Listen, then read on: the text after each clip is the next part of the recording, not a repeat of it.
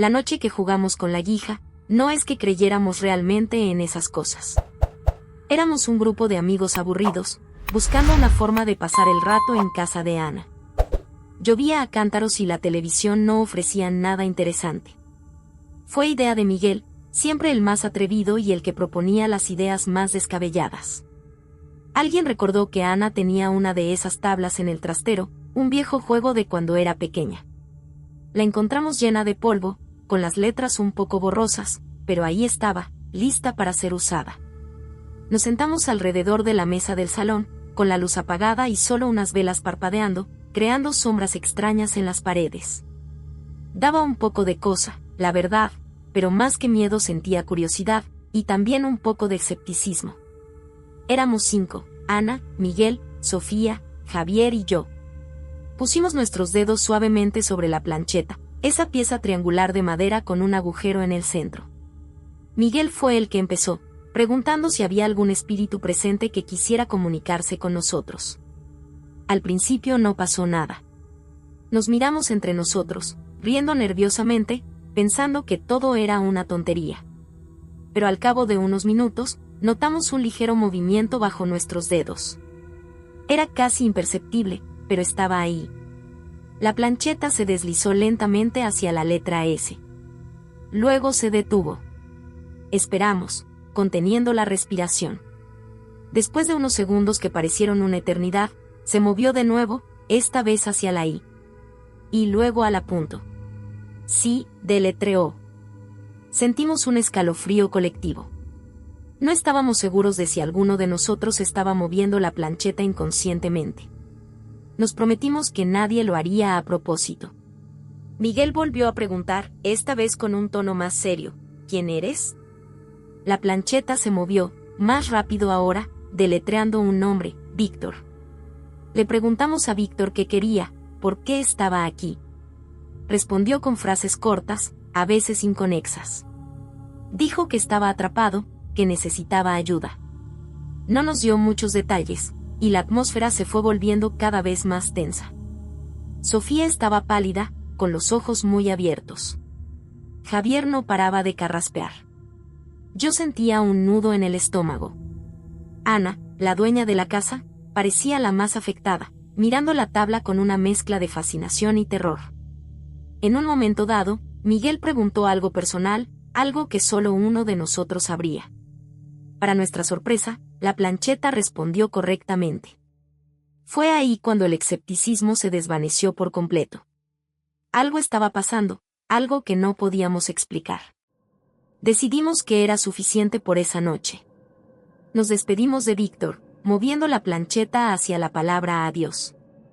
Encendimos las luces, y la tensión en el ambiente se relajó un poco, aunque todavía se sentía una incomodidad palpable. Intentamos convencernos de que había sido nuestra imaginación, o que alguno de nosotros había movido la plancheta sin querer. Pero en el fondo, todos sabíamos que habíamos experimentado algo extraño. Al día siguiente, empezamos a notar cosas raras. Objetos que cambiaban de sitio, ruidos extraños en la casa de Ana. Al principio pensamos que eran casualidades, nuestra mente jugándonos una mala pasada después de la sesión de la guija. Pero los incidentes se fueron volviendo más frecuentes y más inquietantes. Sofía fue la primera en asustarse de verdad. Me contó que por las noches escuchaba susurros en su habitación, como si alguien estuviera hablando muy cerca de ella, pero no podía distinguir las palabras. Javier empezó a tener pesadillas recurrentes, siempre con la misma sensación de ser observado. Yo misma empecé a sentir una presencia extraña en mi apartamento, una sensación de que alguien estaba ahí, aunque estuviera sola. Lo más preocupante era lo que estaba pasando en casa de Ana. Ella me contó que las puertas se abrían y cerraban solas, que las luces parpadeaban sin motivo y que a veces escuchaba pasos en el piso de arriba cuando no había nadie. Estaba cada vez más nerviosa, y empezaba a creer que habíamos desatado algo aquella noche. Miguel, que al principio había sido el más entusiasta, ahora estaba callado y pensativo. No quería hablar del tema, como si se arrepintiera de haber propuesto la idea de la guija. Una tarde, me confesó que había estado investigando sobre Víctor. Había encontrado un antiguo artículo de periódico online que hablaba de un hombre con ese nombre que había muerto en un accidente cerca de la casa de Ana hacía muchos años. El artículo mencionaba que Víctor se había sentido atrapado en los últimos meses de su vida debido a una enfermedad degenerativa. La información nos heló la sangre. Las palabras que la guija había deletreado cobraban ahora un significado mucho más siniestro. Ya no podíamos ignorar lo que estaba pasando. Algo nos estaba siguiendo, algo que habíamos invocado sin querer. Y teníamos la sensación de que solo estaba empezando. La situación empeoraba. Ana estaba al borde de un ataque de nervios. Me llamó una noche, histérica, diciendo que había encontrado marcas de arañazos en la pared de su dormitorio, justo al lado de su cama. Juraba que no estaban allí antes. Le creí. Ya no éramos un grupo de amigos riendo de una tontería, estábamos realmente asustados. Decidimos que teníamos que hacer algo. Miguel, después de su investigación, sugirió que tal vez Víctor quería algo específico, que no solo estaba atrapado, sino que buscaba algo de nosotros. Nos reunimos de nuevo, esta vez sin la guija, en un intento de razonar con lo que sea que nos estuviera acechando. Hablamos de lo que sabíamos de Víctor, su nombre, el hecho de que murió cerca de la casa de Ana, su sentimiento de estar atrapado por una enfermedad. Nos preguntamos si la casa de Ana tenía alguna conexión con el más allá de la proximidad. Ella nos dijo que su casa había sido construida sobre lo que antes eran terrenos de una antigua finca, pero que no sabía nada más. La atmósfera era tensa. Sofía propuso ir a ver a alguien que supiera de estas cosas, quizás un médium o un experto en lo paranormal. Javier se mostró escéptico, diciendo que eso era ir demasiado lejos, que solo necesitábamos calmarnos.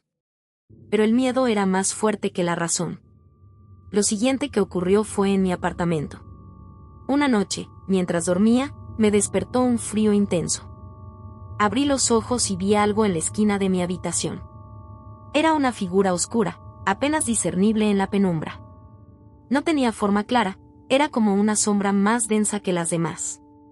Mi corazón se desbocó. No podía moverme, estaba paralizada por el terror. La figura no se movía, solo estaba allí, observándome. Después de lo que parecieron horas, pero seguramente fueron solo unos segundos, la sombra se disipó, como si se fundiera con la oscuridad. Me quedé despierta el resto de la noche, temblando bajo las sábanas. Al día siguiente, tenía un dolor de cabeza insoportable y una sensación de agotamiento que me duró días. Cuando les conté a los demás lo que había visto, se quedaron en silencio. Miguel, con una voz extrañamente tranquila, dijo que eso era lo que le faltaba por ver. Empezó a creer que lo que habíamos hecho había abierto una puerta. Fue entonces cuando Ana, visiblemente perturbada, recordó un detalle.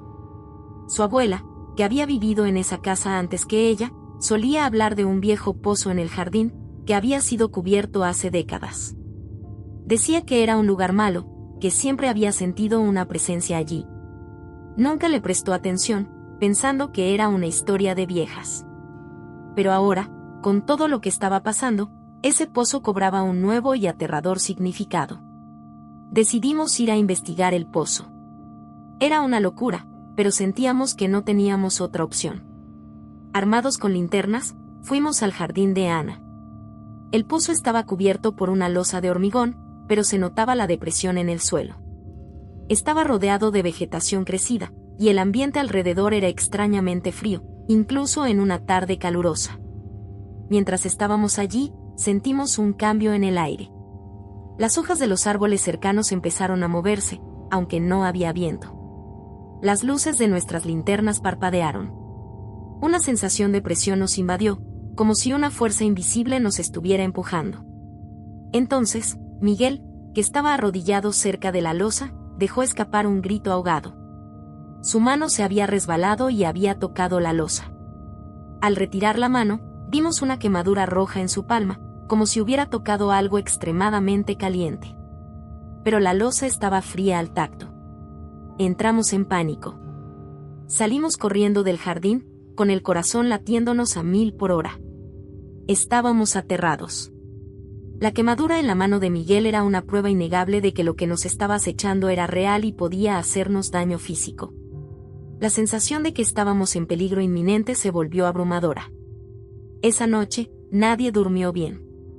Nos llamábamos constantemente, compartiendo cada pequeño ruido, cada sombra. La tensión era insoportable. Al día siguiente, Miguel estaba decidido. Dijo que teníamos que contactar a ese experto en lo paranormal que Sofía había mencionado. No podíamos seguir así. La presencia se estaba volviendo más agresiva, y necesitábamos ayuda profesional. Sofía encontró a una mujer, una investigadora paranormal, que accedió a venir a casa de Ana al día siguiente. No nos dio muchas esperanzas, pero al menos era un camino. Cuando la investigadora llegó, era una mujer de mediana edad, con el pelo gris recogido en una trenza y ojos penetrantes. Llevaba una bolsa llena de equipos extraños. Nos hizo contar toda la historia, desde el momento en que jugamos con la guija hasta los últimos incidentes. Escuchó atentamente, sin interrupciones, y noté que tomaba notas en un pequeño cuaderno. Después de que terminamos, nos miró seriamente. Han abierto una puerta, dijo, su voz tranquila pero firme. Y lo que han invocado no es solo un espíritu errante. Parece que han perturbado algo que estaba muy bien guardado. Nos explicó que, por lo que le habíamos contado, Víctor no era el único espíritu presente. Había algo más antiguo y quizás más malévolo, ligado a ese pozo y al terreno. Dijo que la energía que sentía era densa y negativa. Nos advirtió que la situación era peligrosa. El ritual y el descubrimiento aterrador. La investigadora paranormal, cuyo nombre era Elena, pasó varias horas en casa de Ana. Recorrió todas las habitaciones, utilizando sus extraños aparatos que emitían pitidos y luces. Nos hizo preguntas específicas sobre el pozo y sobre cualquier historia o leyenda local que hubiéramos oído. Sofía, Javier, Miguel, Ana y yo la seguimos, cada vez más ansiosos. Podíamos sentir la tensión en el aire, como si la presencia maligna se hubiera vuelto más fuerte con la llegada de Elena. Finalmente, Elena nos reunió en el salón. Su rostro era grave. Lo que está aquí no es solo Víctor, dijo. Hay algo más antiguo, algo muy oscuro, ligado a este terreno. El pozo es un punto de anclaje para algo que no debería haber sido perturbado. Nos explicó que Víctor, el espíritu que habíamos contactado, probablemente estaba siendo manipulado o atraído por esta otra entidad más poderosa. Dijo que lo que nos estaba acechando no era un espíritu que simplemente quisiera comunicarse, sino algo que se alimentaba de la energía del miedo y la desesperación. La quemadura en la mano de Miguel era una clara señal de su creciente poder. Nos dijo que la única forma de protegernos y de liberar a Víctor era realizar un ritual. Un ritual de limpieza y cierre, como ella lo llamó. Era peligroso, nos advirtió, porque al hacerlo, forzaríamos a la entidad a manifestarse más claramente. Teníamos que estar preparados para lo que veríamos. Todos estábamos aterrados, pero al mismo tiempo, sentíamos que era nuestra única opción. El ritual se llevaría a cabo esa misma noche. Elena nos instruyó sobre lo que debíamos hacer. Nos pidió que preparáramos la casa, encendiendo velas en cada habitación y esparciendo sal en las ventanas y puertas. Nos dio unas hierbas secas con un olor fuerte y nos dijo que las quemáramos en pequeños cuencos en puntos específicos de la casa. El objetivo era purificar el espacio y debilitar a la entidad antes de enfrentarla en el pozo. Mientras preparábamos la casa, el ambiente se volvió aún más denso. Las luces parpadeaban sin cesar. Los susurros se hicieron más claros, como si alguien hablara justo detrás de nosotros, pero al girarnos, no había nada. Sentíamos una presión constante en el pecho, y la piel se nos erizaba. Los sonidos de pasos en el piso de arriba de Ana se hicieron más fuertes, y juraría que escuché el sonido de algo arrastrándose. Al anochecer, con la casa preparada, nos dirigimos al jardín.